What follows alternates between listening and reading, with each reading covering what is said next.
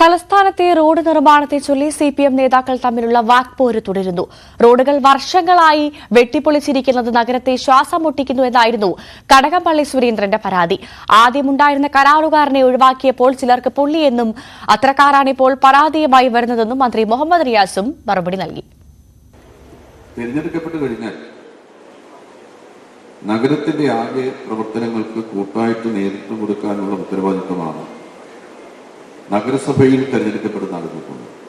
തെരഞ്ഞെടുക്കപ്പെടുന്നവരെല്ലാവരും കൂടെ ഒരുമിച്ചിരുന്ന് നമ്മുടെ തദ്ദേശ സ്വയംഭരണ സ്ഥാപനം, അത് പഞ്ചായത്താകാം, ബ്ലോക്കാകാം, നഗരസഭയാകാം, മുനിസിപ്പാലിറ്റി ആകാം, ഏതുമാകാം, എല്ലാവർക്കും വേണ്ടിയിട്ടുള്ള കാര്യങ്ങൾ കൂട്ടായിട്ട് ആലോചിച്ച് തീരുമാനമെടുത്ത് നടപ്പിലാക്കാൻ വേണ്ടിയിട്ടുള്ള പരിശ്രമമാണ് നടക്കേണ്ടത്. പക്ഷേ ദൗർഭാഗ്യവശാൽ രാഷ്ട്രീയ അതിപ്രസരം വളരെ ശക്തമായിട്ടുള്ള നമ്മുടെ സംസ്ഥാനത്ത് പലപ്പോഴും നഗരസഭ പോലും, ഈ തദ്ദേശ സ്വയംഭരണ സ്ഥാപനം പോലും ഏതാണ്ട് നിയമസഭയുടെയോ പാർലമെന്റിന്റെയോ രൂപത്തിൽ പ്രവർത്തിക്കുന്ന അനുഭവമാണ് നമ്മുടെ മുന്നിലുള്ളത്.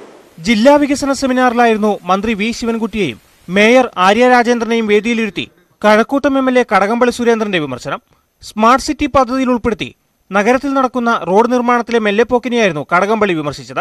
ഇതിനു മറുപടി നൽകിയത് പൊതുമരാമത്ത് മന്ത്രി മുഹമ്മദ് റിയാസ് ആണ്. കരാറുകാരനെ ടെർമിനേറ്റ് ചെയ്യുമെന്ന് പലരും കരുതിയില്ല. കരാറുകാരനെ ടെർമിനേറ്റ് ചെയ്തതുകൊണ്ടാണ് ഈ പ്രവൃത്തി നടന്നത്.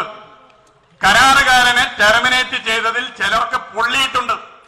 കരാറുകാരനെ ടെർമിനേറ്റ് ചെയ്തതിന്റെ ഭാഗമായി ചിലരുടെ ശരീരത്തിലുണ്ടായ പൊള്ളലിന്റെ മുറിവ് ഇന്നും ഉണങ്ങിയിട്ടില്ല. അതിന്റെ പ്രശ്നമുണ്ട്, അതിന്റെ ചില പ്രയാസങ്ങൾ ചിലർക്കുണ്ട്.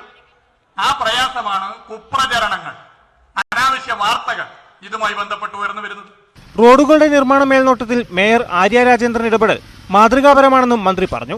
മേയറുടെ സാന്നിധ്യത്തിൽ കടകംപള്ളി സുരേന്ദ്രൻ നഗരസഭാ ഉദ്യോഗസ്ഥരെയും രൂക്ഷമായി വിമർശിച്ചിരുന്നു. അതിനുള്ള മറുപടി കൂടിയായി റിയാസിന്റെ പരാമർശങ്ങൾ. തിരുവനന്തപുരം നഗരത്തിലെ സ്മാർട്ട് സിറ്റി റോഡുകളെ ഈ സർക്കാരിന്റെ വിവിധ വകുപ്പുകൾ, തിരുവനന്തപുരം കോർപ്പറേഷൻ എല്ലാവരെയും കോർത്തിണക്കിക്കൊണ്ട് ഈ ജില്ലയിലെ മന്ത്രിമാരുൾപ്പെടെ MLA-മാരുൾപ്പെടെ നടത്തുന്ന കഠിനാധ്വാനമാണ് ഈ റോഡുകൾ യാഥാർത്ഥ്യമാകുവാൻ വേണ്ടി പോകുന്നതിന്റെ കാരണം.